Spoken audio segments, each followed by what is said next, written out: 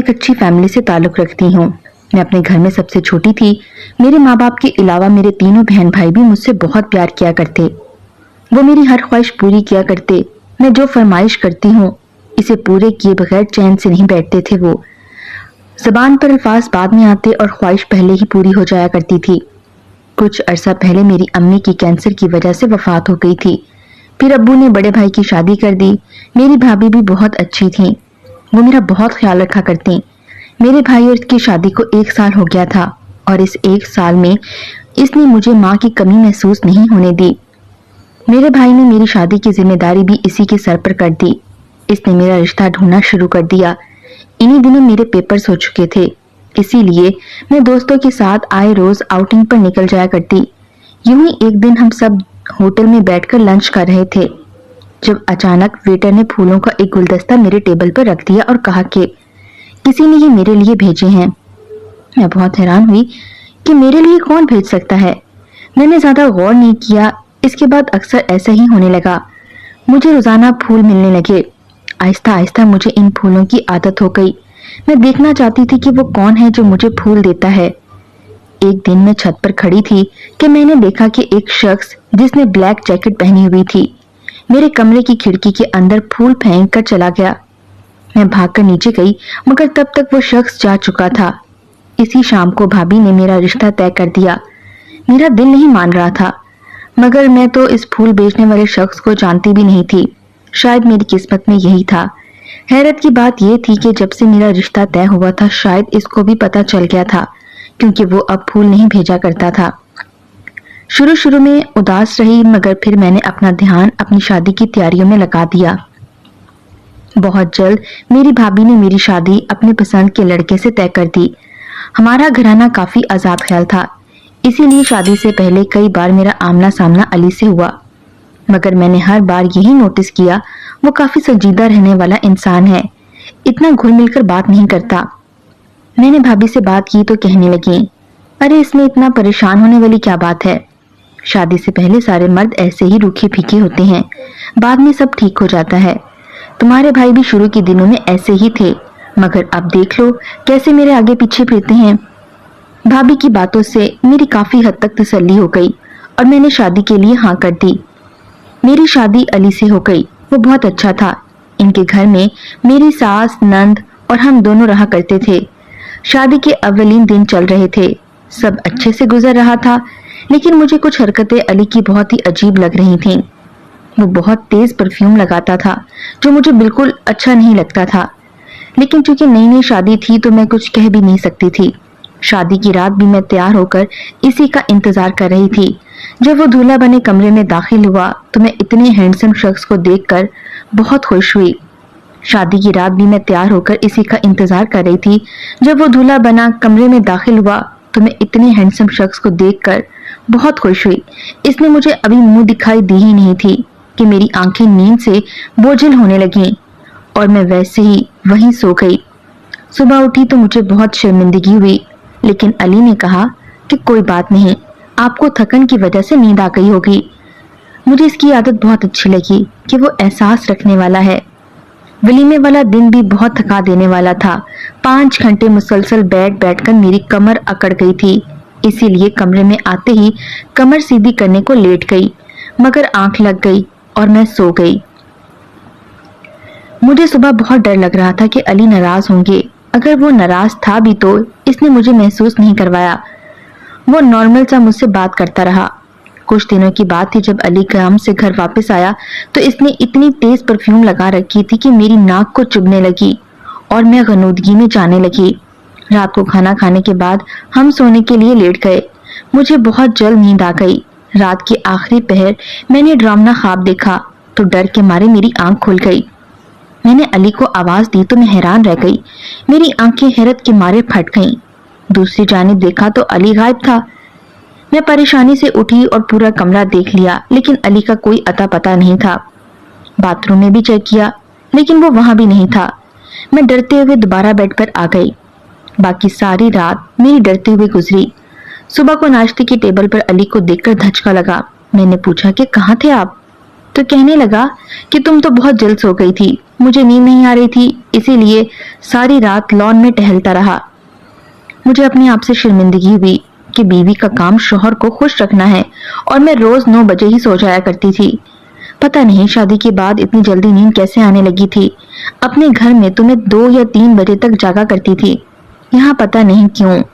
अली के घर आते ही मुझे नींद के झोंके आने लगते थे। मुझे अली के चेहरे पर नाराजगी तो नजर न आई, मगर मैं इसका तंज समझ गई थी। अगले दिन मैंने दोपहर में सो के नींद पूरी कर ली ताकि रात को जल्दी ना सो सकूं। शाम होते ही मैंने तैयार होना शुरू कर दिया। तैयार होकर मैंने अली का इंतजार करना शुरू कर दिया। जैसे ही वो ऑफिस से आया, मैंने इसके हाथ से बैग लिया और खुद मुस्कुराकर इसको देखने लगी। ये था कि वो मेरी तारीफ करेगा कि तुम बहुत खूबसूरत लग रही हो, मगर शायद इसने मुझे देखा तक नहीं था, इसीलिए मैं इसके पास चली गई। मगर ये क्या, इसकी परफ्यूम से मुझे छींके आना शुरू हो गई। अली ने बहुत तेज परफ्यूम लगाई हुई थी, इतनी तेज कि कुछ ही मिनटों में मेरा सर चकराने लग गया और मैं फिर गनोदगी में चली गई। फिर क्या हुआ मुझे नहीं पता कि सुबह उठी तो सर भारी सा हो रहा था। अचानक मेरी नजर अपने हाथों और पैरों पर पड़ी तो मेरी जान निकल गई। मेरे हाथों और पैरों पर सूजन पड़ी हुई थी। मैं समझ ना पाई कि मामला क्या था। अली भी कमरे में मौजूद ना था। नाश्ते की टेबल पर सास ने मुझे कहा कि तुम्हारे हाथों को क्या हुआ है। मैं घबरा गई और कहने लगी कि पता नहीं, सूजन हो गई है। मेरी सास कहने लगी कि अपने हाथों और पैरों पर कोई क्रीम वगैरह लगाओ ताकि ये सूजन खत्म हो जाए। अच्छी बीवियां शौहर के लिए खूबसूरत लगती हैं, अपनी खूबसूरती में फर्क नहीं आने देना। शौहर काबू में रहता है। इसी तरह कुछ देर बाद अली बाहर से आता नजर आया। मैं समझ गई कि मेरे सोने के बाद बेचारा लॉन में चला गया होगा। मेरी सास अच्छी खातून थी, अक्सर मुझे समझाती रहती कि शौहर को कैसे मुट्ठी में करना है, मगर इन्हें मैं क्या बताती कि हम दोनों तो अभी तक नाम के सिवा एक दूसरे को जान ही नहीं पाए। शादी को 1 महीने से ज्यादा हो गया था और मुझे अली के धूप छांव जैसे मिजाज की समझ नहीं आ रही थी। कभी वो मेरे साथ बहुत अच्छे हो जाते और कभी ऐसे अजनबी हो जाया करते कि जैसे मुझे जानते ही ना हो। यूं ही इतवार का एक दिन था जब मैं अपने कमरे में बैठी थी कि अचानक अली कमरे में दाखिल हुए। मुझे कुछ अजीब सा लगा।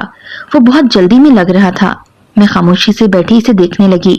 वो तैयार श्यार होकर कहीं चला गया और मुझे बताना भी पसंद नहीं किया कि कहाँ जा रहा हूँ। मैंने पूछने की कोशिश की तो झिड़क कर कह दिया कि तुम्हें क्या लगे, अपने काम से काम रखो। कुछ ही देर बाद सास ने मुझसे पूछा कि अली कहाँ है, तो मैं घबरा गई। मैंने अपनी सास को नहीं बताया और खामोशी इख्तियार कर ली और मेरी शिकायत लगाने से मेरा शौहर मुझसे नाराज ना हो जाए। वैसे भी ज्यादातर वो मुझसे नाराज ही रहता। एक दिन मैंने बहुत कोशिश की कि आज मैं नहीं सोऊंगी, मगर फिर भी अली के आते ही इसकी तेज परफ्यूम की वजह से मुझे नींद आ गई। मैंने अली से अगले दिन कहा कि आप इतनी तेज परफ्यूम ना लगाया करें, शायद इसी वजह से मुझे नींद आ जाती है। मगर मेरी बात सुनकर इसने काफी गुस्सा किया। कहने लगा कि तुम अपनी नींद का इल्जाम मेरे परफ्यूम को क्यों दे रही हो? तुम खुद हर वक्त सोई रहती हो, तुम्हें मेरी कोई फिक्र ही नहीं। शौहर काम से घर आए तो बीवियां मुस्कुराकर इस्तकबाल करती हैं और तुम सो जाया करती हो। मैं इसकी बात सुनकर बहुत रोई, लेकिन बावजूद कोशिश के इसकी परफ्यूम की वजह से मुझे नींद भी आ जाती और सुबह हाथ पांव भी सूजे होते। मैं खुद को सोने से ना रोक पाती। अब तो मेरी सास को कुछ कुछ अंदाजा हो गया कि हम दोनों में क्या चल रहा है। इसने भी मुझे बातें सुनाना शुरू कर दी कि मैं अपने शौहर में दिलचस्पी लेने की बजाय सोई रहती हूँ। मैं कमरे में आकर बहुत रोई। मैंने शुरू से सारे मामले पर गौर किया। यही समझ में आया कि इस परफ्यूम में ही कुछ ऐसा है जो मुझे सूट नहीं करता। मैंने ड्रेसिंग टेबल पर पड़े हुए सारे परफ्यूम सूंघे, मगर जो परफ्यूम अली लगाता था वो कहीं नहीं थी। इसका मतलब था कि वो बाहर से ही लगाकर आता था। रात को अली घर आया तो जब फ्रेश होने बाथरूम में गया तो मैंने चोरी चोरी इसके बैग की तलाशी ली। बैग के अंदर एक परफ्यूम का डब्बा पड़ा हुआ था।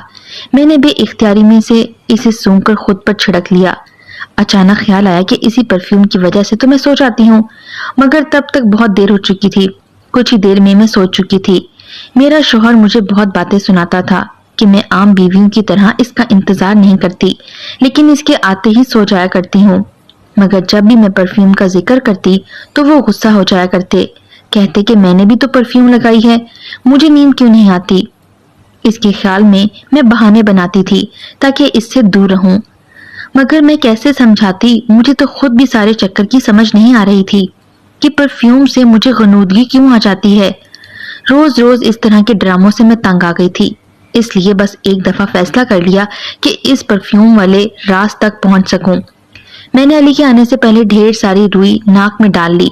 अली आए तो इनके सामने मैंने नींद आने का बहाना किया और बेड पर जाकर लेट गई।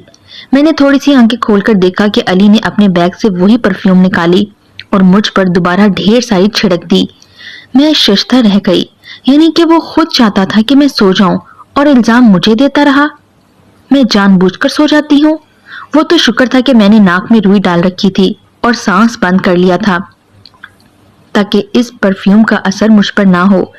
मुझ पर परफ्यूम छिड़कने के बाद वो खुद नहाने चला गया। नहाकर वो कमरे से बाहर चला गया। इसके जाने के बाद मैं हैरत से उठ खड़ी हुई कि देखूं तो सही वो कहाँ जाता है। अली सारी रात लॉन में किसी से फोन पर बात करता रहा। मैं उलझन का शिकार हो गई थी कि आखिर ये क्या माजरा है। वो मुझे खुद से क्यों दूर कर रहा था और इल्जाम भी मुझ पर लगाता था। आखिर वो ऐसा क्यों कर रहा था? शायद वो मुझे पसंद नहीं करता था। मैं इसके दिल में जगह बनाना चाहती थी, इसलिए अगले दिन मैंने बाजार जाने का फैसला किया ताकि अपने शौहर के लिए कुछ गिफ्ट ले सकूं। इसकी सालगिरह नजदीक थी और मैं इसे बहुत खूबसूरत तोहफा देना चाहती थी। शायद इसी बहाने इसका दिल मेरी तरफ पिघल जाता। मैं शॉपिंग सेंटर से गिफ्ट खरीद कर निकल रही थी कि सड़क किनारे मैंने अली की कार देखी।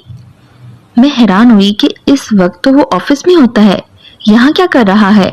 तो गाड़ी से खूबसूरत सी लड़की अली के साथ निकली। वो इस खूबसूरत लड़की के साथ एक होटल में चला गया। मैं इनके पीछे पीछे अंदर दाखिल हुई तो देखा कि वो दोनों लंच कर रहे थे। मैं गुस्से से खोलती हुई घर वापस आ गई कि मैं इस शख्स की तवज्जो पाने के लिए क्या क्या जतन नहीं कर रही थी और वो दूसरी लड़कियों के पीछे घूमता है।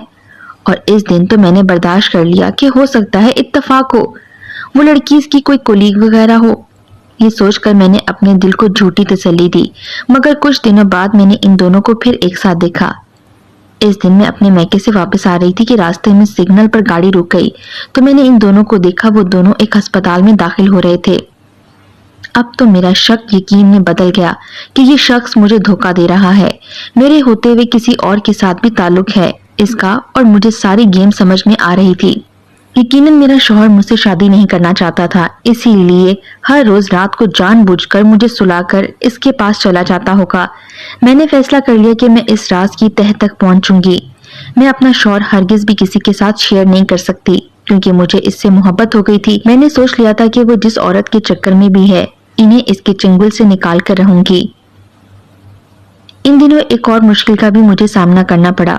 मेरी सास आए रोज मुझसे पूछती कि बहू खुशखबरी कब सुना रही हो। मैं सास के ऐसे सवालों से घबरा जाया करती, लेकिन अली को जैसे कोई फिक्र ही नहीं थी।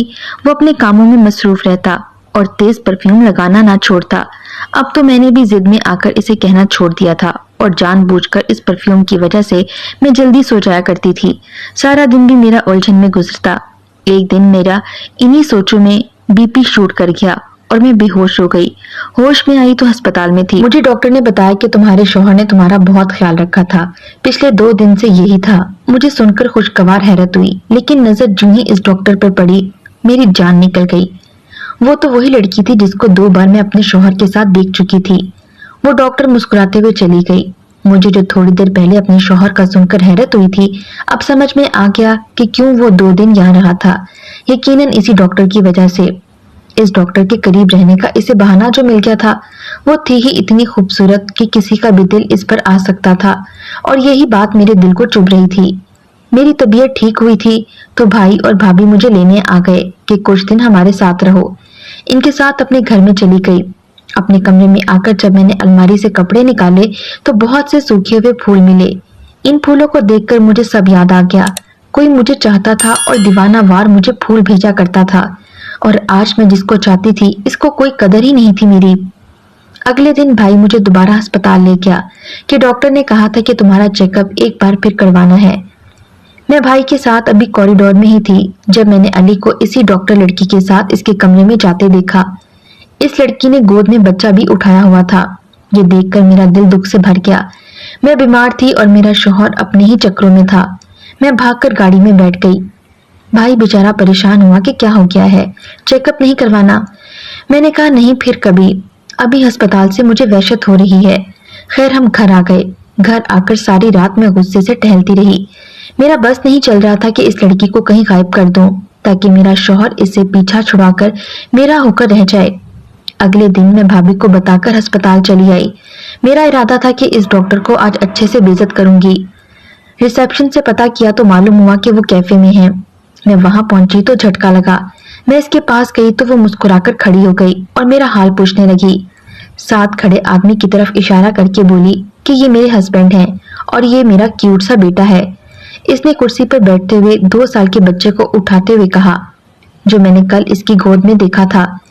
मेरी हैरानगी देखकर वो हंस पड़ी और कहने लगी कि हम दोनों की पसंद की शादी है।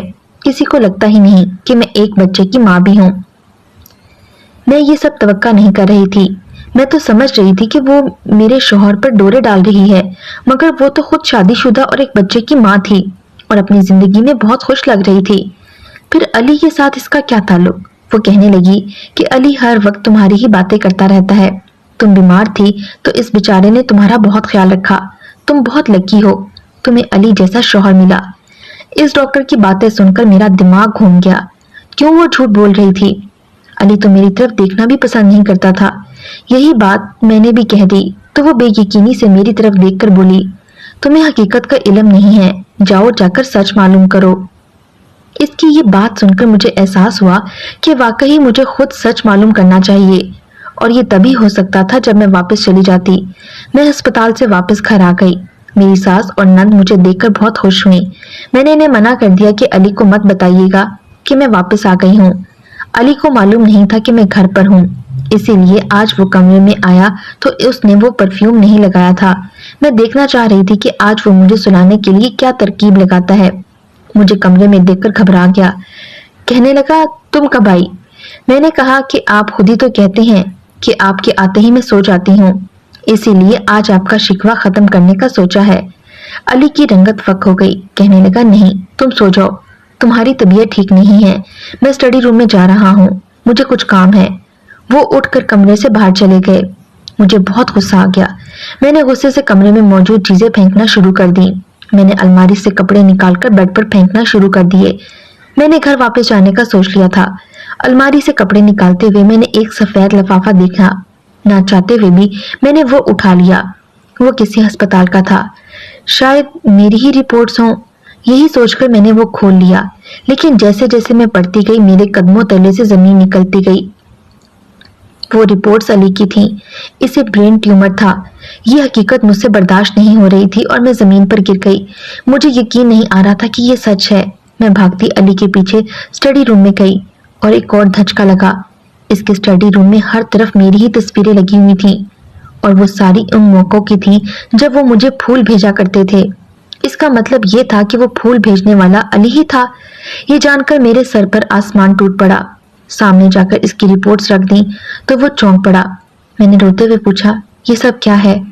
तुमने ये सब मुझसे क्यों छुपाया? इसने शर्मिंदगी से कहा कि मैं तुम्हें बहुत पसंद करता था। मुझे तुम बहुत अच्छी लगती थी।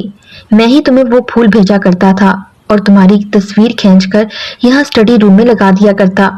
मैं तुमसे शादी करना चाहता था, इसीलिए रिश्ता भिजवाया, मगर बाद में मेरी तबीयत खराब होना शुरू हुई तो पता चला कि मुझे ब्रेन ट्यूमर है। इसका इलाज हो सकता था, इसीलिए मैंने किसी को भी नहीं बताया।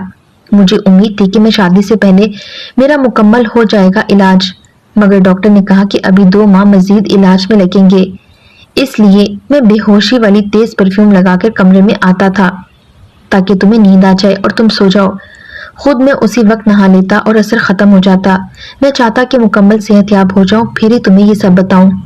मैंने सोच रखा था कि अगर मैं सेहतयाब ना हुआ तो तुम्हें आजाद कर दूंगा ताकि तुम्हारे साथ नाइंसाफी ना हो। वो लड़की मेरे कॉलेज की दोस्त और मेरी दोस्त की बीवी है और डॉक्टर भी है। मेरा इलाज इसी के अस्पताल में हो रहा है और वही कर रही है। मैं जानता हूँ कि तुम मुझ पर शक कर रही थी। तुमने हमें उस दिन लंच करते हुए देख लिया था। उसी दिन मेरा दोस्त भी हमारे साथ ही था। रास्ते में इसे जरूरी काम पड़ गया तो वो कहने लगा कि तुम लोग जाकर खाना शुरू करो, मैं 10 मिनट में आता हूँ। तुम उसी वक्त हमें देखकर वापस चली गई और जाने क्या सोचती रही मेरे बारे में। अपने शौहर की ज़बानी ये सारी कहानी सुनकर मैं दंग रह गई थी। वो कितने अच्छे थे, कोई दूसरों को तकलीफ से बचाकर खुद अकेला सब कुछ सह रहे थे। اس نے کسی کو بھی نہیں پتا چلنے دیا تھا کہ وہ کتنی بڑی بیماری سے لڑ رہے ہیں۔ میں نے انہیں تسلی دیتے ہوئے کہا کہ تم فکر نہ کرو، میں تمہارے ساتھ ہوں، تم ضرور ٹھیک ہو جاؤ گے، اگر نہ بھی ہوئے تو بھی میں تمہارے ساتھ ہی رہوں گی، ہمیشہ ہر قدم پر تمہارا ساتھ بھی دوں گی۔ علی نے میرا شکریہ ادا کیا اور میں نے اس سے معافی مانگی کہ میں کتنا غلط سوچتی رہی اس کے بارے میں۔ میں نے خود اس کا خیال رکھنا شروع کر دیا۔ 3 ماہ کے بعد علی کی سرجری ہوئی اور اس کا ٹیومر ٹھیک ہو گیا۔ آج ہم میاں بیوی ایک دوسرے کے ساتھ بہت خوش ہیں۔ خوشیاں اور غم آتے رہتے ہیں، میاں بیوی کو ایک دوسرے کو سپورٹ کرنا چاہیے اور خیال رکھنا چاہیے۔